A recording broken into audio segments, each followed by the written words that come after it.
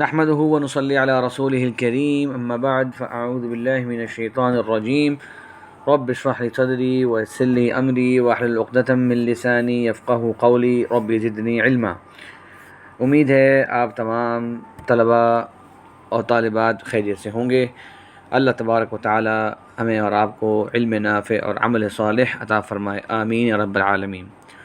آج کا جو ہمارا ٹاپک ہے وہ انتہائی اہم اور انشاءاللہ دلچسپ بھی ہے، جس میں ہم لوگ انشاءاللہ محدثین کی حدیث کے حوالے سے ایک خاص طرز پہ خدمت کے بارے میں جانیں گے، اور وہ کیا کہ کس طرح سے محدثین نے اہتمام کیا حدیث کو لکھنے کا اور حدیث کو محفوظ رکھنے کا، کہ اس میں کوئی غلطی نہ آ جائے، اس میں کوئی خلل نہ رہے، اور کس انداز سے وہ لوگ باریکی اور خوب تدقیق اور خوب چھان پھٹک کیا کرتے تھے کہ کسی طرح بھی کوئی خطا کا امکان نہ رہے پیارے نبی صلی اللہ علیہ وسلم کی احادیث کی حفاظت میں۔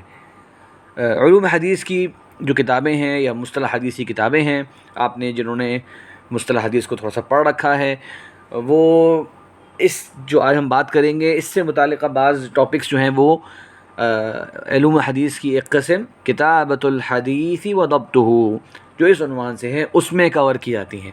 تو تھوڑا سا آج آپ کو اس کا خلاصہ ہی بیان کرتے ہیں اور دیکھتے ہیں کہ محدثین کس طرح سے حدیث کا اہتمام کیا کرتے تھے، حدیث کی تدوین کس طرح ہوئی، کن مراحل سے گزری، ہم سب بار پڑھ چکے ہیں۔ تو آج ہم جانیں گے کہ لکھی جو گئی ہے حدیث وہ کن اصولوں کی بنیاد پر لکھی گئی ہے اور کیسے یہ ان کا ایک محنت لگی ہے اس کام میں، اس کو ذرا سمجھیں گے، خاص کر حدیث لکھنے کے تعلق سے، ٹھیک ہے؟ تو امید ہے انشاءاللہ آپ ہمارے ساتھ توجہ کے ساتھ شرکت کریں گے، اور ویسے یاد دہانی کے طور پہ کہہ رہا ہوں، ویسے تو آپ طلبہ ہیں ماشاءاللہ سب کے سب، کہ اگر کوئی مفید بات ہے تو آپ لوگ اپنے سامنے ضرور کاپی پین رکھا کریں، ایسا نہ ہو کہ آپ خالی بس سن رہے ہیں اور کچھ نہ کچھ پھر آہستہ آہستہ مس بھی ہو جاتا ہے اور نوٹ نہیں کر پاتے۔ پہلی بات جو ہمارا موضوع سے متعلق ہے وہ یہ ہے کہ اسناد کی دین اسلام میں بہت زیادہ اہمیت ہے، بلکہ اگر کہا جائے کہ دنیا میں کوئی بھی انسان، کوئی بھی آج تک جو بھی دنیا میں انسان آئے ہیں، اگر کہا جائے کہ ان کی اکثر و بیشتر باتیں ہم تک سند کے ساتھ پہنچی ہیں تو وہ صرف اور صرف پیارے رسول صلی اللہ علیہ وسلم ہیں، اور کوئی جتنے بھی عظیم لوگ گزرے ہیں جنہوں نے دنیا میں کوئی بہت اچھے کارنامے انجام دیے ہیں، حتیٰ کہ پچھلے انبیاء کرام بھی، ان کی باتیں بھی ہمیں سند کے ساتھ نہیں ملتی۔ تو اس امت کی بہت بڑی خصوصیت ہے کہ اللہ تبارک و تعالیٰ نے اس امت کو سند کا اہتمام نصیب کیا، اور آپ جانتے ہیں ہم نے اقوال پڑھے ہیں، الاسناد من الدین لولا الاسناد لقال من شاء ما شاء، بہت بڑی بات ہے۔ ابن سیرین ہم فرماتے ہیں کہ اسناد جو ہے وہ دین کا حصہ ہے، اور اگر سند نہ ہوتی تو جس کا جو دل چاہتا کہتا رہتا۔ سوچیے آپ، جیسے آج کل بھی لوگ ہوتے ہیں، بھئی ایک حدیث میں ایسے آیا، بھئی ایک حدیث میں ایسے آیا، جب تک سند نہ ہو ہم اس بات کو مانتے نہیں، تسلیم نہیں کرتے۔ تو یہ تو خیر تمہید ہے، ہلکی سی آغاز ہے کہ اسناد کی اسلام میں بہت اہمیت ہے۔ اچھا جناب، آپ لوگوں نے حدیث صحیح کے بارے میں پڑھا ہے، اور حدیث صحیح کی 5 شرائط پڑھی ہیں۔ اس کی سند متصل ہونی چاہیے، اس کے راوی عادل دیانتدار ہونے چاہیے، تقویٰ والے، اور ان کے راویوں میں ضبط پورا ہونا چاہیے۔ ضبط یعنی کہ آپ کہہ لیں حافظہ کہہ لیں، یا اپنی اگر حدیثیں لکھی ہوئی ہیں تو ان کو لکھنے کا بھرپور اہتمام ہو، یہ پورا ہونا چاہیے، یعنی کہ 100% ہونا چاہیے یا 90% سے اوپر ہونا چاہیے۔ اس کے بعد 2 چیزیں ایسی ہیں جو نہیں ہونی چاہیے حدیث صحیح کے اندر، نہ ہی وہ شاذ ہو اور نہ ہی اس میں علت ہو۔ ابھی ہم فوکس کرنا چاہ رہے ہیں الضبط کے لفظ پہ۔ آپ سب نے انشاءاللہ یہ پڑھا ہوگا کہ ضبط جو ہے وہ 2 طرح کا ہوتا ہے، ایک ہوتا ہے سینے میں محفوظ کرنا، اور ایک ہوتا ہے لکھ کر کتابت کے ذریعے محفوظ کرنا۔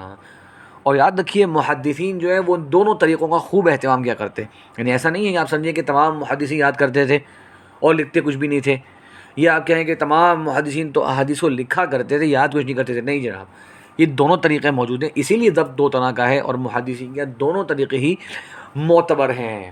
ہاں، یہ ایک عجیب سی بات ہے کہ اس زمانے میں حفظ کرنا لوگوں کے لیے زیادہ آسان ہوتا، اس کا ماحول بھی ہوتا، اس کا ایک خاص اہتمام ہوتا، بلکہ یہ زمانے کے حساب سے آہستہ آہستہ کمزور ہوتا جا رہا ہے۔ بلکہ ہو سکتا ہے آپ میں سے اگر میری جو گفتگو سن رہے ہیں، جن کی عمر ابھی تقریباً 25 سے اوپر ہے تقریباً، جنہوں نے اپنے بچپن میں موبائل سے پہلے کا زمانہ دیکھا ہے، تو شاید آپ کو یاد ہوگا کہ پی ٹی سی ایل وغیرہ جو ہے ہمیں بہت سارے نمبر یاد ہوتے تھے، یعنی مجھے بچپن میں یاد ہے کہ میری خالوں کے سب کے نمبر یاد ہوتے تھے، پھپھوؤں کے سب کے نمبر یاد ہوتے تھے۔ آج بہت سے لوگ اپنا نمبر بھی جو ہے وہ دیکھ کے بتا رہے ہوتے ہیں، ایسا ہے۔ تو اس لیے یہ حفظ جو ہے نا وقت کے ساتھ ساتھ کمزور ہوتا جاتا ہے، اس کی جتنا کم استعمال کریں گے یہ اتنا زیادہ آہستہ آہستہ مدھم پڑتا جائے گا۔ بہرحال تو محدثین جو ہیں وہ ان کے حفظ کے حوالے سے تو بڑے عجیب و غریب احوال ملتے ہیں۔ 2 کتابیں میں آپ کو ریکمنڈ کروں گا اگر آپ کبھی جاننا چاہیں محدثین کا حافظہ اور اس کا کیا معیار ہوا کرتا تھا اور کس طرح کے وہ حافظے ان کے ہوا کرتے تھے۔ کچھ مثالیں بھی ذکر کرتا ہوں ان کے سامنے، تو 2 ریفرنس بکس یاد رکھیے گا۔ ایک ہے امام ذہبی رحمہ اللہ کی تذکرۃ الحفاظ اور دوسری ہے امام سیوطی رحمہ اللہ کی طبقات الحفاظ۔ تو یہ تذکرہ اور طبقات جو ہیں دونوں کتابیں بڑی نفیس ہیں اور اس میں بہت سارے حفاظ حدیث کے مختلف احوال زندگی ذکر کیے گئے ہیں۔ چلیے اب ہم کچھ مثالیں ذکر کرتے ہیں۔ یعنی ابو زرعہ رحمہ اللہ کا نام سنا ہوگا، ابو زرعہ الرازی، انہیں سید الحفاظ کہا تھا۔ حتیٰ کہ یہ بھی بعض علماء نے کہا کہ جو حدیث ابو زرعہ کو یاد نہیں ہے وہ حدیث ہی نہیں ہے۔ یعنی اور کچھ روایت میں آتا ہے کہ ان کو 1,00,000 حدیثیں یاد تھیں، کچھ میں آتا ہے ان کو 7,00,000 حدیثیں یاد تھیں۔ اس طرح بولے ارے یہ تو مبالغہ ہو گیا، لیکن اب یاد ہوگا ہم لوگ پہلے بیان کر چکے ہیں کہ محدثین کا کیا مطلب ہوتا ہے اس طرح کے اقوال سے، تو میں ریپیٹ نہیں کروں گا کیونکہ آپ لوگ پہلے یہ بات میری گفتگو میں سن چکے ہیں۔ اسی طرح امام بخاری کے بارے میں آتا ہے کہ انہیں 1,00,000 حدیثیں یاد تھی صحیح اور 2,00,000 حدیثیں یاد تھی ضعیف۔ اور آپ نے مشہور واقعہ سنا ہوگا امام بخاری رحمہ اللہ کا اہل بغداد کے ساتھ۔ میں جلدی سے یاد دہانی کرا دیتا ہوں آپ کی اگر کسی کو یاد نہیں آ رہا۔ امام بخاری رحمہ اللہ کا نام تھا، دنیا میں چرچا تھا، وہ اہل بغداد سے ملنے آئے، مطلب بغداد آئے تو بغداد کے لوگوں نے خوب اہتمام کیا کہ ان کا اچھا استقبال کیا جائے۔ لیکن بغداد کے جو علماء تھے انہوں نے کہا بھائی اتنے بڑے امام ہیں، اتنا چرچا ہے ان کا، کیا واقعی یہ اس معیار کے امام ہیں یا یہ لوگوں نے ان کو بہت بڑھا چڑھا دیا ہے؟ تو ذرا ان کا امتحان تو لیتے ہیں۔ تو انہوں نے کہا کہ 10 لوگ تیار کیے، انہیں کہا کہ تم 10 کے 10 نے حدیثیں پڑھنی ہیں، کسی کی سند کسی پہ لگا دینی ہے اور ٹیکسٹ کسی پہ نہیں۔ حدیث کے 2 حصے ہوتے ہیں، ایک ہوتا ہے چین آف نریشن سند اور دوسرا ہوتا ہے متن۔ تو تم نے حدیث کی ٹیکسٹ کوئی اور چننا ہے اور چین جو ہے وہ کوئی اور چننی ہے، سند ڈفرینٹ ہو متن ڈفرینٹ ہو۔ تو جو دنیا میں جو حدیثیں مشہور ہیں آپ صلی اللہ علیہ وسلم کی، وہ کامن بات نہیں کرنی بلکہ اس کو چینج کر کے بیان کرنا ہے اور امام بخاری کے سامنے ہم پیش کریں گے کہ بھئی یہ اہل بغداد کے پاس یہ حدیثیں موجود ہیں۔ تو ایسے ہی ہوا، 10 لوگ آئے، سب نے کہا جی السلام علیکم اور ہمارے پاس یہ حدیثیں آپ سنیے۔ امام بخاری خاموش ہی سنتے رہے یہاں تک کہ جب کہ 10 کے 10 پورے چلے گئے تو امام بخاری کے آگے جناب اب آپ گفتگو فرمائیے، آپ ہمیں کچھ حدیثیں سنائیے۔ تو امام بخاری نے کہا ہاں جو پہلا طالب علم آیا تھا، جو پہلے حدیث کے قاری آئے تھے، انہوں نے سند ایسے بیان کی اور متن ایسے بیان کیا، جبکہ اس کی سند ایسے ہے اور متن ایسے ہے۔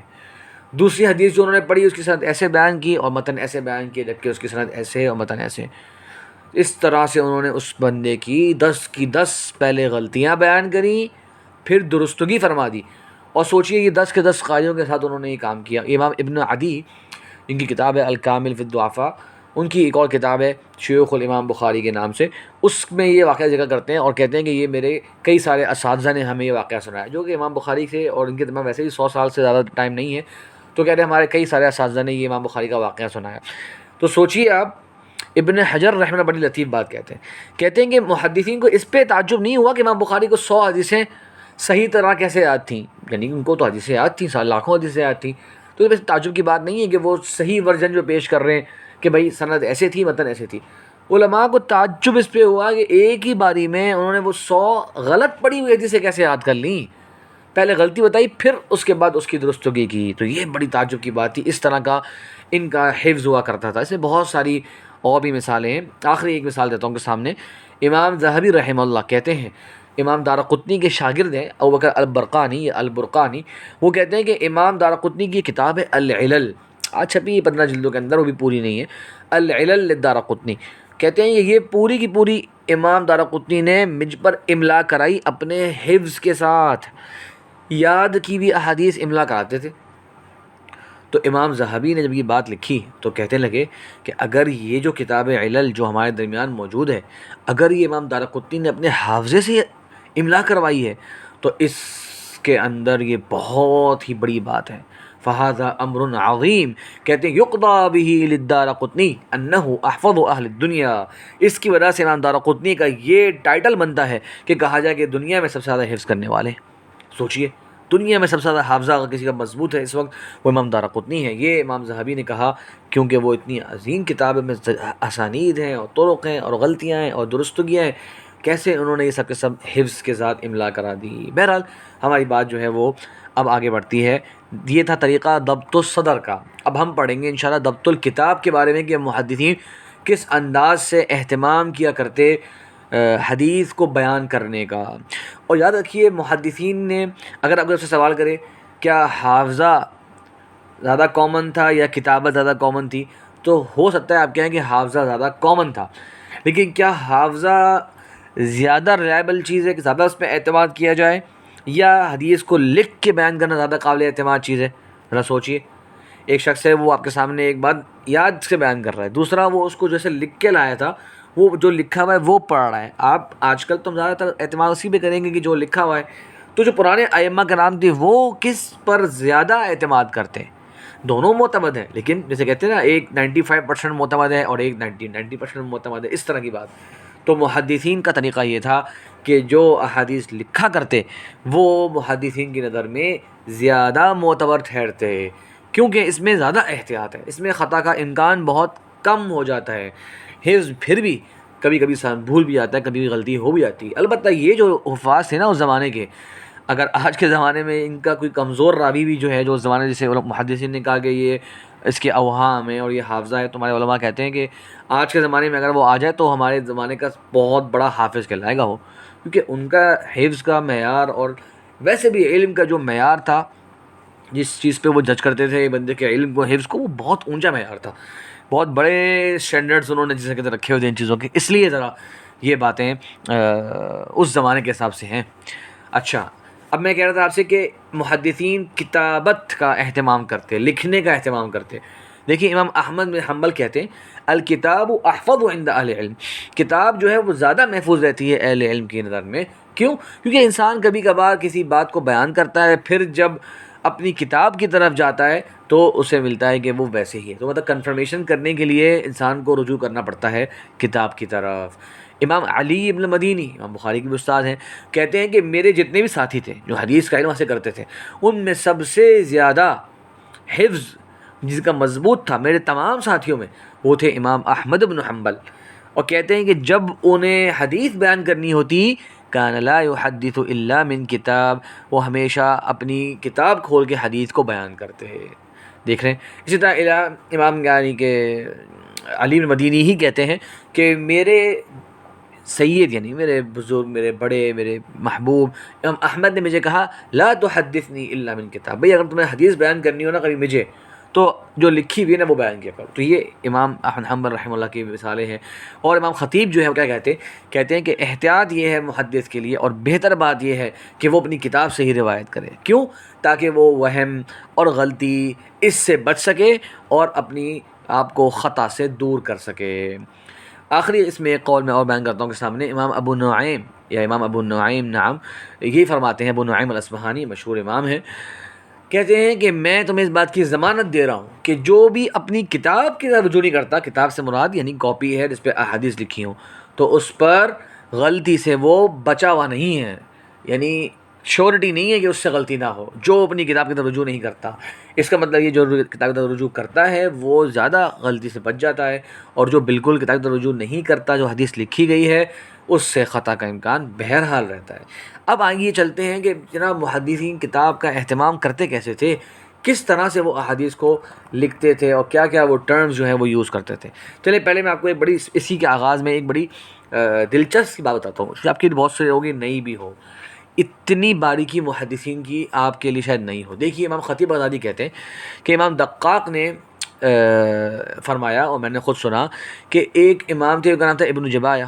جب ان کا انتقال ہو گیا تو ایک ابن دوست نام کے راوی تھے، انہوں نے ان کی احادیث لوگوں کو بیان کرنا شروع کر دی. ٹھیک ہے، ان کی احادیث لوگوں کو بیان مطلب ان کی جگہ پر ان کی جگہ پر احادیث بیان کرنا شروع کر دی. یعنی ان کو ان کی مسند مل گئی تو وہ آ کر وہاں بیٹھے اور حدیثیں بیان کرنا شروع کر دی. اب 1 سال ہو گیا وہ حدیثیں بیان کر رہے ہیں. تو امام الازہری ہیں، ان کو تھوڑا تعجب ہوا اور وہ پریشان ہوئے. انہوں نے آ کے کہا کہ میری نظر میں تو یہ جو ابن دوست ہے جس نے ابن جبایہ کی جگہ لے لی ہے اور وہاں بیٹھ کے حدیثیں بیان کر رہے ہیں، یہ ضعیف ہے. کیوں؟ کہتے ہیں رأیت کتبہ کلھا طریہ، مجھے ان کی جو تمام کتابیں ہیں جس میں یہ حدیثیں لکھتے ہیں یہ مجھے نئی خط و کتابت کے ساتھ ملی۔ طریہ سے وہاں ہوتا ہے کہ بالکل تر و تازہ ہیں، یعنی کہ ان کا خط نیو ہے۔ تو یہ کوئی پرانی لکھی ہوئی، انہوں نے اپنے بڑے بڑے اساتذہ سے وہ روایتوں کو نہیں سنا، بلکہ یہ کوئی قریب میں ہی لکھ کے لے کر آئے ہیں اور اس سے حدیثیں بیان کر رہے ہوتے ہیں، اور لوگ سمجھیں گے یہ پتہ نہیں انہوں نے اپنی جوانی میں کون کون سے بڑے بڑے محدثین سے حفظ کیا۔ آپ نے بات سمجھی؟ مقصد کہنے کا یہ ہے کہ وجہ ضعف ابن دوست کی، امام ازہری کی نظر میں یہ ہے کہ ان کی جو حدیث کی کتابیں جب میں نے دیکھی نا تو مجھے خط دیکھ کے آئیڈیا ہو گیا کہ یہ کوئی پرانی انک نہیں ہے، یہ کوئی نئی انک لگ رہی ہے۔ تو نئی انک ہے، اس کا مطلب یہ کہ یہ ابھی قریب میں کچھ احادیث لے کے آتے ہیں، یہاں سے لکھ کے لے کے آتے ہیں اور شو ہمیں یہ کرا رہے ہیں کہ یہ بہت پرانی کتابیں ہیں۔ سوچئے یہاں تک وہ باریکی اپنایا کرتے، ٹھیک ہے۔ اسی طرح امام ابن الشمعی کے بارے میں امام خطیب بغدادی کہتے ہیں کہ بعض علماء نے، بعض میرے ساتھیوں نے ان سے احادیث لکھی۔ امام خطیب کہتے ہیں بعض ہمارے ساتھیوں نے ان سے احادیث لکھی ابن الشمعی رحمہ اللہ سے، ان کا نام ہے محمد بن حسن البغدادی، مشہور تھے ابن الشمعی کے نام سے۔ پھر خطیب بغدادی کہتے ہیں ثم رأیت شیئا من کتبہ وفیہ سماعہ ملحق بخط طری، پھر مجھے ان کی کچھ کتابیں ملی، اس میں ان کی کتابوں میں کچھ نئے خط کے ساتھ، کچھ نیو انک کے ساتھ کچھ چیزیں لکھی گئی ہیں۔ تو اس کا مطلب کیا ہے کہ ان کی کتاب محفوظ نہیں رہی، اس میں کچھ نہ کچھ بعد میں ایڈ ہو گیا۔ جب ایڈ ہو گیا تو پھر اب وہ محدث معتبر نہیں رہے، ان کی احادیث جو ہیں اس پہ اعتماد نہیں کیا جائے گا، کیونکہ یہ بعد میں ایڈ کی گئی ہیں ان کی کتاب میں احادیث۔ آپ دیکھ رہے ہیں۔ اسی طرح امام احمد حنبل رحمہ اللہ سے ایک راوی کے بارے میں سوال ہوا، ایوب بن جابر، ان کے بارے میں امام احمد بن حنبل کہتے ہیں کہ ان کی کتاب میں علماء نے دیکھا کہ اس طرح کی باتیں ایڈ کی گئی تھیں، تو اس لیے محدثین نے ان کو حتیٰ کہ کذاب تک کہہ دیا کہ تو جھوٹا آدمی ہے۔ یعنی اس کی آپ تھوڑی سی مثال سمجھیں، آپ ایسا نہ سمجھیں میں ایسے بتا رہا ہوں یا اقوال اور ہمیں سمجھ نہ پا رہے ہوں۔ اس کی مثال سمجھیے، آپ کے دادا محترم کی ایک کتاب ہے، ٹھیک ہے، اپنے واقعات لکھے ہوئے انہوں نے، ایک دن آپ کو ملی، ٹھیک ہے، ایک دن آپ کو ملی، اب آپ اس میں کیا کر رہے ہیں، آپ نے دو چار باتیں لکھ دی، اپنے ابو کا واقعہ لکھ دیا، اپنا کوئی واقعہ لکھ دیا، اسی واقعے سے متعلق کوئی اور واقعہ ایڈ کر دیا۔ تو لوگوں کو اگر آپ یہ کتاب پیش کریں گے، دیکھیں جی میرے دادا کی کتاب ہے، تو لوگ کیا سمجھیں گے کہ یہ جو سب باتیں لکھی ہوئی ہیں اس کے اندر یہ کوئی دادا کی باتیں ہیں۔ لیکن ہوا کیا تھا کہ ایک دن آپ نے بیٹھے بیٹھے اس میں بہت ساری باتیں ایڈ کر دی تھیں، جو باتیں ایڈ کی گئی ہیں ان کی نسبت آپ کے دادا کی طرف تو نہیں ہونی چاہیے، یہ مقصد ہے اس کا۔ تو محدثین بھی یہ کہتے ہیں کہ جب احادیث آپ نے لکھی ہیں اس میں کوئی اور چیزیں اگر ایڈ کی گئی ہیں، خط اگر ڈیفرنٹ اس میں نظر آ رہا ہے، خط اگر نیو نظر آ رہا ہے، تو یہ شک کی علامت ہے کہ یہ آپ کی سنی ہوئی حدیثیں نہیں ہیں، یہ کسی اور کی سنی ہوئی حدیثیں، کیسے آپ ان کو بیان کر سکتے ہیں۔ چلیے یہ بھی ہمارے سامنے کچھ محدثین کا اہتمام آیا۔ اب میں آپ کے سامنے کچھ ٹرمز بیان کرتا ہوں جو مصطلح حدیث کا ٹاپک ہے، کتابۃ الحدیث و ضبطہ، اس میں محدثین نے استعمال کی۔ آپ حیران ہوں گے کہ اتنی زیادہ لکھنے کے تعلق سے، حدیث کی کتابت کے تعلق سے اتنی زیادہ ٹرمز ہیں کہ اگر ہم اس پہ بات کرنا شروع کریں تو یہ مصطلح حدیث کی کتابوں میں پوری جلد جو ہے ان ٹاپکس کو کور کرتی ہے، پوری جلد۔ اور امام قاضی عیاض رحمہ اللہ کی کتاب ہے الالماع کے نام سے، اور وہ اسی ٹاپک کو کور کر رہی ہے۔ اور اسی طرح امام سمعانی کی کتاب ہے ادب الاملاء والاستملاء، یہ بھی اسی طرح املاء کس طرح کرتے تھے محدثین، کس طرح حدیث لکھا کرتے تھے، اس کے بارے میں۔ تو جو مشہور اصطلاحات ٹرمز ملتی ہیں ہمیں پرانے علماء کلام میں، وہ ملتی ہے الکراسہ، کراسہ کہتے ہیں کاپی کو، پھر ملتا ہے الجز مطلب ایک والیوم، المحبرہ جس میں ہمیں کہتے ہیں قلم و دوات، محبرہ جس کے اندر حبر ہو، جس میں انک پائی جائے، یعنی کہ انک پاٹ ہم جسے کہتے ہیں۔ اسی طرح المجلد، مجلد پوری ایک جلد بندی جس کی ہوتی ہے، ایک ہمارے یہاں بائنڈنگ جس طرح کرائی جاتی ہے وہ جلد ہوتی تھی۔ اور ایک ورڈ یوز کرتے ہیں محدثین الکاغد، غور کریں، الکاغد یا الکاغد، یہ غین کے اوپر فتحہ بھی ہے یا غین پہ کسرہ بھی ہے، دونوں طریقے سے استعمال ہوتا ہے، الکاغد یا الکاغد، آپ سمجھ گئے ہوں گے شاید۔ یہ مراد ہے کاغذ، ہمارے سے کہتے ہیں کاغذ، پیج، کاغذ، یہ عربی زبان میں اسے کہتے ہیں الکاغد، الکاغد۔ اور یہ نہ سمجھیے گا کہ کوئی نیا ورڈ ہے یا عرب نے ہم سے لے لیا، نہیں، ہم نے ان سے لیا ہے۔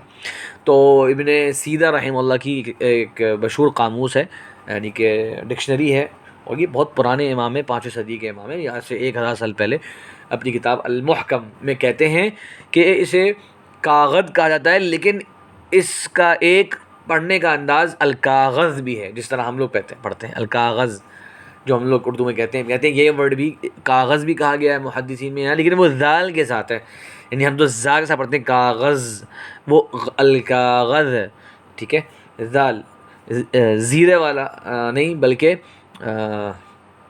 ہم کو مثال بھی سمجھ نہیں آ رہی کہ کون سا ورڈ ہمارے یہاں جو ہے وہ ذخیرہ ہوتا ہے نا، نہیں ذخیرہ بھی ہمارے یہاں زے سے کہتے ہیں شاید، بہرحال آپ سمجھ گئے ہوں گے کہ الکاغذ ذال والذاریاتی والا یہ ہے عرب میں مستعمل، اور ہمارے یہاں آج کل کاغذ کہتے ہیں۔ بہرحال تو یہ تو ایک لطیف بات تھی کہ یہ بھی ٹرم استعمال کی ہے محدثین نے۔ اسی طرح کچھ ایسی ٹرمز ہیں جیسے کہ حاشیہ، جسے ہم کہتے ہیں فوٹ نوٹس، ٹھیک ہے، حاشیہ جو ہے وہ اسے ہامش بھی کہتے ہیں، اور اسی طرح التصحیح، اللحن، التمرید۔ تو چلیں آئیے کچھ ان میں سے، بہت لمبی گفتگو ہو جائے گی اس میں اگر تفصیل سے بات کریں، لیکن جو مشہور چیزیں ہیں وہ پڑھتے ہیں۔ ایک ٹرم محدثین یوز کرتے ہیں کتابت حدیث میں، یعنی حدیث جب لکھا کرتے تھے، مینواسکرپٹس تیار کرتے تھے، ہاتھ سے لکھی ہوئی جو کتابیں ہوا کرتی تھیں، ایک ورڈ یوز کرتے تھے التصحیح۔ التصحیح امام شافعی کہتے ہیں کہ اگر تم کسی حدیث کی کتاب کو دیکھو کہ اس کے اندر مختلف باتیں یعنی کہ اسی سیم خط سے ایڈ کی گئی ہیں، ہامش میں، فٹ نوٹس میں کچھ باتیں ملتی ہیں، سائیڈ نوٹس میں کچھ باتیں ملتی ہیں، تو فشہد لہو بالصحہ، یہ علامت ہے کہ یہ بہت ہی درست کتاب ہے۔ کیا مطلب؟ دیکھیے آج کے ہمارے پیمانے ڈفرینٹ ہیں۔ آج کیا ہوگا اگر آپ کو ایک کاپی میں لا کے دوں، اس میں کچھ باتیں لکھی ہوئی ہیں، ایک پیج کے ایک طرف کچھ لکھی ہوئی، دوسری طرف کچھ پیچھے لکھی ہوئی، اوپر نیچے، آپ کیا بولیں گے؟ بھائی یہ لگ رہا ہے کہ لوگوں نے کاٹا پیٹی کر دی ہے، یہ تو بڑی خراب ہے، یہ تو لگ رہا ہے خراب کتاب ہے، ایسا ہی ہے نا، ہم تو یہ سمجھیں گے۔ لیکن محدثین جب دیکھتے کہ مثال کے طور پہ امام ابن حجر کی کتاب ہے تہذیب التہذیب، آپ اس کا اگر نسخہ دیکھیں تو اس میں ابن حجر رحمہ اللہ کا ایک خط ہے جو 40 سال پرانا ہے، پھر وہ اس میں ایڈ کرتے گئے اپنے ہی خط سے باتیں ہیں، تو کوئی خط 30 سال پرانا ملا ابن حجر کا اپنا ہی لکھا ہوا، کچھ 20 سال پرانا، تو یہ محدثین کی نظر میں اس کتاب کی اہمیت کو اور بڑھا دیتا ہے کہ یہ محدث صاحب نے لکھ کے بس دینی دی تھی یا رکھنی دی تھی، بلکہ اس میں ایڈ کرتے گئے۔ ہاں یاد رکھیے یہ ایڈیشن جو مصنف ہے ان کی طرف سے ہی ہونی چاہیے، بعد والے لوگوں کی طرف سے جو ایڈیشن ہوتی ہے اس کے بارے میں ہم لوگ پہلے پڑھ چکے ہیں ابھی۔ تو کہتے ہیں امام شافعی کہ اگر کسی کتاب میں بھائی تم اس طرح دیکھو کہ کچھ چیزیں ایڈ کی گئی ہیں اور اس کی اصلاح کی گئی ہے، اس میں کچھ چیز کاٹی گئی ہے، کچھ چیز ایڈ کی گئی ہے اصل خط کے ساتھ، تو اس کی صحت کی گواہی دینا کہ یہ اس کی علامت ہے کہ بھائی اس کو وہ بار بار پڑھتے گئے، ریوائز کرتے گئے، یہاں تک کہ وہ پک کے یہاں تک پہنچی ہے۔ اب ظاہر ہے بیچاروں کے پاس یہ پاسبلٹی نہیں تھی کہ وہ ہر بار نئی کتابت لکھیں، اس وقت آپ کہنا جانتے ہیں کہ لکھنے کے لیے بہت مشکل تھی قلم و دوات کا ہمیشہ بندوبست کرنا۔ اسی طرح ابو نعیم فرماتے ہیں کہ اگر کسی حدیث کی کتاب لکھنے والے کو دیکھو کہ اس کی کتاب میں بہت زیادہ کٹ پڑے ہوئے ہیں، بہت زیادہ تبدیلیاں اس طرح کی آئی ہوئی ہیں، تو سمجھ لو کہ یہ صحت کی علامت ہے۔ اچھا ابھی کچھ چیزیں ایسی ہیں جو میں بتانے کی کوشش کروں گا اور آپ کو اس کا تصور دینے کی کوشش کروں گا، مجھے خوشی ہوتی ہے، بہت اچھا ہوتا ہے کہ اگر کچھ مزید میں اس کا اہتمام کر کے آپ کے سامنے کچھ سلائڈز آ جاتی ہیں اور یہ ویڈیو ریکارڈ کر لیتے، لیکن چلیں ہو سکتا ہے کبھی کسی اور موقع پر انشاءاللہ آپ کو ان کی باقاعدہ مینواسکرپٹ سے مثالیں بھی دکھائیں گے اگر، تو آپ کو بات بڑی اچھی طرح سمجھ میں آ جائے گی، اللہ کرے ہمیں موقع مل جائے۔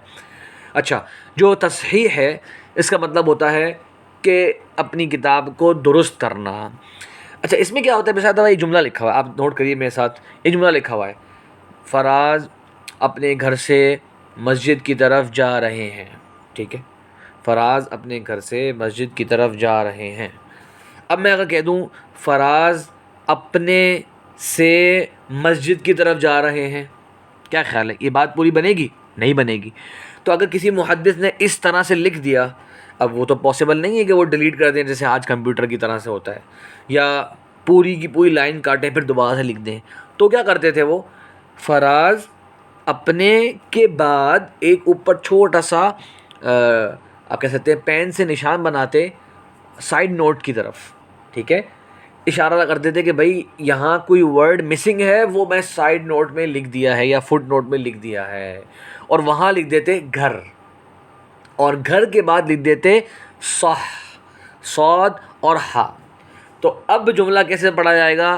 فراز اپنے گھر سے مسجد کی طرف جا رہا ہے، لیکن جو لکھا ہوا ہے کاپی میں وہ لکھا ہوا ہے فراز اپنے سے مسجد کی طرف جا رہا ہے، تو چاہ کے بات پوری ہو جائے، سمجھ میں آ جائے، تو وہاں پہ انہوں نے اپنے کے بعد ایک تھوڑا سا نشان لگایا، اسے عربی میں خرجہ کہتے ہیں، ٹھیک ہے، وہ لگایا، اور سائڈ نوٹ میں، فٹ نوٹ میں ورڈ لکھ دیا گھر، اور اس کے بعد لکھ دیا صح۔ صح کا مطلب ہوتا ہے کہ ایسے ہی تھا، یہ کوئی نیا ورڈ نہیں ہے گھر، یہ اس عبارت کو ٹھیک کرنے کے لیے ہی ہے۔ تو اس طرح کی یہ ایک علامت ہوا کرتی تھی بتانے کے لیے کہ اس طرح سے بھی انہوں نے اپنی حدیث کے اندر جو کوئی ورڈ اگر کہیں مس ہو جائے تو وہ اس طرح سے اس کو ریکور کر لیا کرتے تھے، ایسا نہیں کہ بس کوئی ورڈ چھوٹ گیا تو چھوٹ گیا، وہ آگے بڑھ گئے، نہیں، ایسے نہیں ہوتا تھا۔ تو یہ ہے ایک ٹرم التصحیح کے بارے میں کچھ باتیں۔ ایک اور ٹرم یوز کرتے ہیں محدثین، اسے کہتے ہیں المقابلہ۔ مقابلہ بہت اہم چیز ہے۔ مقابلہ کا مطلب پتہ ہے کیا؟ مقابلہ کا مطلب ہے کہ جو ایک حدیث کی کتاب لکھ دی گئی اس پہ اکتفا نہ کیا جائے، بلکہ اس کتاب کو مختلف علماء پڑھتے تھے، اور مختلف علماء جس کی وہ اصل کتاب ہے اس کے پاس اس کو لے کے جایا کرتے۔ کیا مطلب؟ مثال کے طور پہ میں نے ایک کتاب لکھی اور میں نے وہ کتاب لکھ کے آپ لوگوں تک پہنچا دی۔ اب آپ بیٹھے ہوئے لاہور میں، آپ بیٹھے ہوئے اسلام آباد میں، آپ بولیں بھائی میں نے تو یہ کتاب پڑھ لی، اب میں آگے اس کو بیان کروں، اس سے پہلے کہ میں آگے اپنے اسٹوڈنٹس کو یہ کتاب پڑھ کے سناؤں، مجھے چاہیے کہ میں جاؤں فراز کے پاس اور ان پر بولوں بھائی یہ آپ کی لکھی ہوئی کتاب ہے، بولیں گے جی ہاں، تو میں بولوں جناب بس میں اس کو ریڈ کرنا چاہتا ہوں، پڑھنا چاہتا ہوں، تاکہ کنفرم ہو جائے کہ یہی باتیں ہیں جو آپ نے کہی ہیں، یہی باتیں آپ نے لکھی ہیں۔ تو پھر میں کہوں گا جی جناب بالکل، آئیے فرمائیے، پڑھنا شروع کیجیے۔ تو پھر وہ آ کے مصنف پر ان کی کتابیں پڑھتے، اور جب کتابیں پڑھ لیتے تو مصنف ان کی کتاب پہ سائن کر دیتا کہ ہاں بھائی یہ کتاب مجھ سے پڑھی گئی۔ چلے مصنف کا انتقال ہو گیا تو پھر اس وقت کے اور جو بڑے بڑے علماء ہیں ان کے اوپر وہ کتابیں پڑھنا شروع ہو جاتی۔ پھر آپ ہیں، جیسے آپ اگر آگے بیان کر رہے ہیں، پھر آپ کے اسٹوڈنٹس آگے بیان کرتے، تو ایک جو اصل کاپی تھی اس پہ کیا ہو جاتا ہے، مختلف علماء کے سگنیچرز ملنا شروع ہو جاتے ہیں کہ بھائی یہ کتاب فلاں فلاں شخص نے مجھ سے پڑھی، اس تاریخ کو پڑھی۔ تو اسے کہتے ہیں کہ اس کتاب کو مختلف علماء پر بار بار پڑھا گیا، روایت کیا گیا۔ ایسا نہیں بھائی ایک بار لکھی گئی اور جناب بڑی صاف ستھری ہو کے رکھی ہوئی ہے، نہیں، بلکہ اس کے اوپر مختلف علماء کی سگنیچرز موجود ہیں اور علامتیں موجود ہیں کہ یہ پڑھی گئی ہے بار بار۔ اچھا، تو یہ جو کنفرمیشن کرنا ہوتا ہے کہ آپ، میری کتاب آپ تک پہنچی، اب آپ اس کو کنفرمیشن کرنے کے لیے میرے پاس آئیں دور سفر کر کے اور مجھ پر وہ کتاب کو پڑھیں، اسے کہتے ہیں محدثین مقابلہ کرنا۔ خطیب بغدادی کہتے ہیں کہ جس نے کسی بھی کتاب کا کوئی نسخہ لکھا اس کے اوپر لازم ہے کہ وہ اس کے اصل نسخے سے اس کو میچ کرے، جو اس کا اوریجنل کتاب کا جو نسخہ ہے اس تک پہنچنے کی کوشش کرے اور میچ کرے کہ جو میں نے بات لکھی ہے کہ وہ اسی اوریجنل ٹیکسٹ کے مطابقت رکھتی بھی ہے یا نہیں۔ اور کہتے ہیں کہ یہ شرط فی صحت الروایت من الکتاب المسموع، یہ اس کتاب کو آگے پڑھ کے سنانے سے پہلے آپ پر کرنا لازم ہے، اور یہ شرط ہے، یہ نہ ہو کہ آپ اس چیز کو رہنے دیں۔ ہشام بن عروہ مشہور راوی حدیث ہیں، کہتے ہیں کہ میرے والد نے مجھے کہا، یعنی کہ عروہ بن الزبیر نے مجھے کہا، اکتبتا، کیا تم نے حدیثیں لکھی؟ میں نے کہا نعم۔ کہا عارضتا، کیا تم نے ان کا مقابلہ کیا، مطلب کیا ان کو کمپیئر کیا اصل کاپیز کے ساتھ؟ میں نے کہا جی نہیں۔ کہنے لگے لم تکتب، گویا تم نے لکھی ہی نہیں۔ یہ کہاں ہے؟ یہ امام خطیب بغدادی کی کتاب ہے الکفایہ فی علم الروایہ اور الجامع لاخلاق الراوی، یہ دونوں کتابوں کے اندر امام خطیب بغدادی کے جو آج میں نے آپ کے سامنے بہت سارے اقوال پڑھے ہیں، یہ تمام تقریباً انہی دو کتابوں سے ماخوذ ہیں۔ اسی طرح امام نافع جو مولا عبداللہ بن عمر تھے، عبداللہ بن عمر کے جو غلام تھے، ان سے کہا گیا کہ آپ کی حدیثیں لکھنے لوگ، کہنے لگے اگر میری حدیثیں لکھ رہے ہیں نا تو میرے پاس لے کر آئیں تاکہ میں اس کے بارے میں رائے دے سکوں کہ یہ صحیح لکھی ہیں انہوں نے کہ نہیں لکھی ہیں۔ دیکھا آپ نے اس طرح سے۔ بلکہ بہت سے علماء جو ہیں وہ ایسی کتاب سے روایت کرنا ہی ناجائز قرار دیتے تھے جب تک کہ وہ اس کو کمپیئر نہ کیا گیا ہو اصل کتاب سے۔ ابن سیرین رحمہ سے کہا گیا کہ آپ اس شخص کے بارے میں کیا کہتے ہیں جسے کوئی کتاب ملے تو وہ اس کو پڑھ لے، وہ اس کو پڑھے اور آگے بیان کرے؟ کہتے ہیں جی نہیں، جب تک کہ وہ کسی ثقہ راوی سے اس کتاب کو سن نہ لے، جب تک وہ اس کو کنفرم نہ کر لے، جب تک اس کو آگے بیان نہیں کر سکتا، وہ آگے اسے بیان نہیں کرنا چاہیے۔ اچھا، اب آپ کو میں ایک اور بات بتاتا ہوں کہ کیسے ایک اور محدثین کے جو حدیث کی کتابیں ہیں نا، ان میں ایک علامت ہوتی تھی کہ یہ کتاب پڑھی گئی ہے. وہ کیا ہوتی تھی؟ اور یہ کتاب کو اس کی اصل کتاب کے ساتھ کمپیئر کر لیا گیا ہے. وہ کیا ہوتی تھی نشانی؟ دیکھیے آپ کے سامنے حدیث لکھی ہوئی ہے، قال النبی صلی اللہ علیہ وسلم لا ضرر ولا ضرار. ٹھیک ہے، اس کے بعد کیا لگا ہوگا؟ ایک گول دائرہ، ایک سرکل چھوٹا سا. اس کے بعد اگلی حدیث لکھی ہوئی ہے قال النبی صلی اللہ علیہ وسلم الدین النصیحہ. پھر کیا ہوگا؟ ایک گول دائرہ. جیسے آیتوں کے اینڈ میں ہوتے ہیں دائرے، اسی طرح سے احادیث کی کتابوں کے اندر بھی وہ گول دائرے لگایا کرتے ہیں. امام خطیب بغدادی کہتے ہیں کہ چاہیے کہ ہر دو حدیثوں کے درمیان ایک اس طرح کا سرکل لگایا جائے. یہ بے شمار پرانے ائمہ کرام کا طریقہ تھا. پھر خطیب بغدادی کہتے ہیں اور بہتر کیا ہے کہ اس سرکل کو خالی رکھا جائے، مطلب وہ صرف سرکل ہو. کیوں؟ اگر اس کتاب کو، حدیث کی کتاب کو کمپیئر کر لیا گیا اس کے اوریجنل کے ساتھ، پھر کیا کرے؟ پھر وہ دائرے کے درمیان ایک ڈاٹ لگا دے تو وہ ایک ڈاٹڈ سرکل بن جائے گا. اس کی علامت ہوگی کہ یہ کتاب جناب پڑھ لی گئی ہے، اس کو اصل کتاب سے کمپیئر کر لیا گیا. تو سوچیں آپ ذرا کس قدر دقت اور کس قدر باریکی کے ساتھ محدثین احادیث کو لکھنا اور اس کے لیے ٹرمز استعمال کرنا اور اس کے لیے ان اصول ضابطوں کا خیال کیا کرتے تاکہ کوئی شیورٹی ہو جائے آپ صلی اللہ علیہ وسلم کی فرامین کی اور آپ کی احادیث کی، اس میں کوئی شک کی گنجائش بھی وہاں باقی نہ رہے.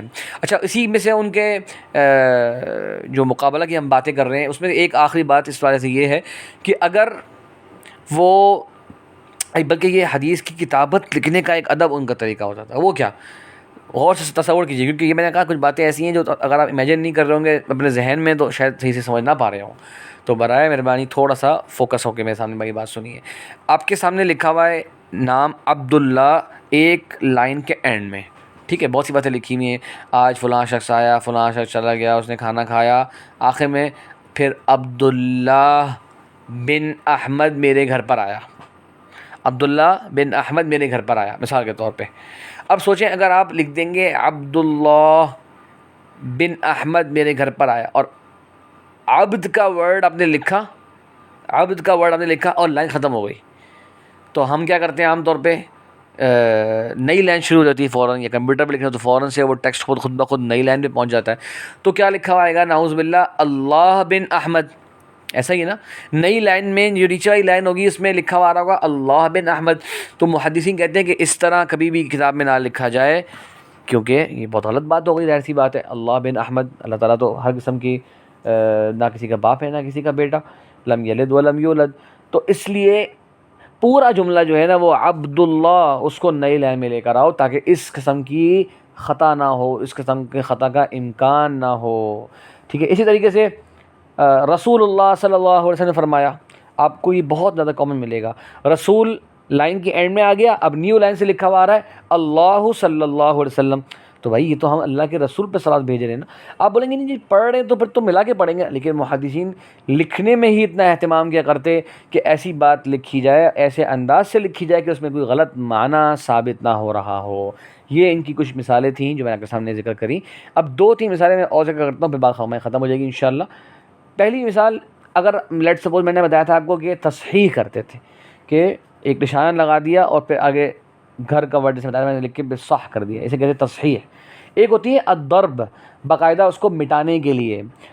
اس کو مٹانے کا بھی ایک طریقہ ہوا کرتا تھا کہ ایک بات لکھ دی غلطی سے، مثال آپ نے لکھ دیا وہ اپنے گھر جا رہا ہے، پھر دوبارہ آپ نے لکھ دیا غلطی سے وہ اپنے گھر جا رہا ہے، یعنی کہ آپ نے ایک بات کو 2 مرتبہ لکھ دیا. اب کیا کریں، ڈیلیٹ کا آپشن تو ہے نہیں، تو اسے محدثین کہتے تھے ضرب کر دو، مطلب کہ اس کے اوپر ایک لائن کھینچ دو کہ پتہ چل جائے کہ یہ کام یہ غلطی سے ریپیٹ ہو گیا، یہ بار بار 2 مرتبہ نہیں ہے جملہ، یہ 1 مرتبہ ہی ہے. تو وہ اوپر اس کے ایک لائن لگا دیا کرتے جس سے واضح ہو جاتا کہ یہ خطا ہے، یہ غلطی ہے. اچھا، اب سوچیں آپ، اس تک پہ بحث کی گئی ہے محدثین کی نظر میں کہ پہلا ورڈ جو ہے اس پہ ضرب لگائیں یا دوسرے والے سینٹینس پہ ضرب لگائیں. 1-2 سینٹینس ریپیٹ ہو گئے، اب پہلے سینٹینس پہ ضرب لگائیں یا دوسرے پہ؟ کچھ نے کہا جناب پہلے پہ لگائیں.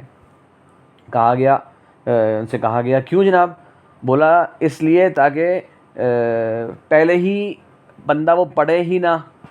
اگر آپ دوسرے پہ لگائیں گے تو ایک بار وہ پڑھ چکا ہوگا، پھر دوسری بار پڑھ رہا ہوگا تب وہ اس کو ضرب نظر آئے گی. نہیں، پہلے پہ ضرب لگا دیں تاکہ وہ پڑھے ہی خالی اگلا والا جملہ، ٹھیک ہے. بعض نے کہا کہ نہیں دیکھے جو زیادہ اچھا لکھا ہوا ہے، خوبصورت لکھا ہوا ہے اس کو رہنے دے، جو تھوڑا سا اتنا خوبصورت نہیں ہے ہاں اس کو ضرب لگا دے.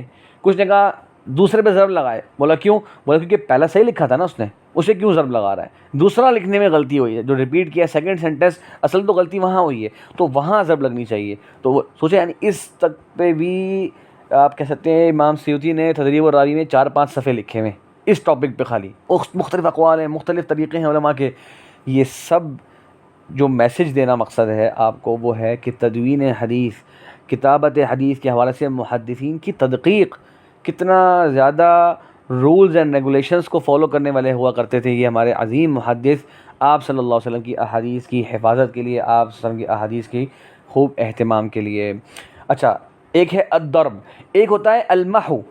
محو کیا ہوتا ہے کہ وہ کبھی کبھار اب لکھی بات اب اس میں ہلکا سا پانی لگا دیا. پانی سے کیا ہوگا؟ وہ انک جو ہے پھیل جائے گی اور وہ بھی ایک طرح سے ہمارا جس طرح آج کل وائٹو پین ہوتا ہے یا دیگر اریزر پین ہوتے ہیں اس طرح کا طریقہ وہ کرتا تھا. اسے کہتے تھے المحو، یعنی کہ مٹا دینا کسی طری چیز سے یا پانی کے ذریعے. لیکن اس سے بہرحال پیپر کے نقصان ہونے کا خطرہ بھی ہوتا ہے، تو اس لیے یہ بہت زیادہ کامن نہیں تھا، لیکن بہرحال محدثین نے اس کو بھی استعمال کیا ہے. ان سب کی ایگزامپل مل جاتی ہیں آج کل بھی مینواسکرپٹس کو اگر ہم دیکھیں جائزہ لیں. اور ایک تھرڈ ورڈ یوز کرتے تھے اسی کٹ کرنے کے لیے، اسے کہتے ہیں الحق. الحق تھا کہ آپ تھوڑی سی آپ نے اگر نوٹ کیا کوئی موٹا سا کاغذ کبھی دیکھیں آپ، کوئی موٹا سا کاغذ لیں یا کاغذ جیسے ہم نے پڑھا، یا کاغذ لیں عربی میں یا کاغذ لیں اردو میں، تو اس پہ آپ لکھیں جملہ، مثال کے طور پہ آپ لکھیں میرا گھر. اس کے بعد آپ نے اگر مٹانا ہو نا تو آپ چھری کا ایک اوپر والا جو حصہ ہے نا کونا وہ لیجئے اور آہستہ آہستہ گھر کو جو ہے نا وہ کھرچنا شروع کر دیں. آپ دیکھیں گے کہ وہ اگر پیج موٹا ہے نا تو وہ آرام سے مٹ جائے گا اور لگ رہا ہوگا یہاں سے کچھ مٹ گیا ہے.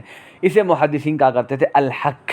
تو اس طرح کی کچھ نہ کچھ ٹولز ہوا کرتی تھیں، یا چھری کا کونا یا کوئی کینچی یا وغیرہ وغیرہ اس زمانے کی ادوات ہوتی ہوں گی، وہ باقاعدہ مٹانے کے لیے بھی استعمال کرتے تھے. تو مٹانے کے لیے الضرب والمحو والحق یہ تمام کی چیزیں استعمال ہوتی تھیں. اچھا ایک فائدے کی بات یہ کہ محدثین کہتے ہیں سب سے بہتر ان میں سے ہے کہ آپ الضرب لگ جائیں، الضرب کر لیں. سب سے اچھا ہے کہ لائن ڈرا کر لیں، جو غلط بات دی گئی اس کو کٹ کرنے کی لائن ڈرا کر لیں اس کے اوپر. کہتے ہیں کیوں؟ کیونکہ یہ جو کٹ کریں گے آپ اور اریز کریں گے اس طریقے سے باقاعدہ، تو کچھ شک ہو سکتا ہے کہ یہ کسی اور نے نہ مٹا دی ہوں، یہ کسی اور نے اس طرح کا کام نہ کر دیا ہو. اور خاص کر اس سے کبھی کبھی پیپر خراب بھی ہو جایا کرتا تھا، تو کسی کو کچھ اعتراض ہو گیا ہو تو اس نے بات کو پھاڑنا چاہا ہو، اس طرح کی بات بہرحال محدثین نے ذکر کی ہے. آخری ٹرم جو ہے وہ میں جو بیان کرنا چاہ رہا ہوں آپ کی آج کی کلاس میں انشاءاللہ وہ ہے التضبیب. ہاں التضبیب اسے کہتے ہیں ضبہ. یہ کیا ہے؟ اس کا ایک جو شارٹ کٹ ہے وہ ہے ضاد. ضاد پورا ضاد نہیں، ضاد کا اگر آپ خالی ضا جو گول حرف ہوتا ہے شروع کا، یعنی اگر میں آپ سے بولوں کہ حرف ضاد لکھیے، ضاد کہتے ہیں ہمارے پاکستان میں، عرب کہتے ہیں ضاد. میں ایسے کہوں اگر ضاد لکھیے آپ لکھ دیں گے میرے سامنے، ٹھیک ہے. اب میں بولوں اس ضاد کو اگر آپ کو ہاف کرنا ہو تو آپ کیا کریں گے؟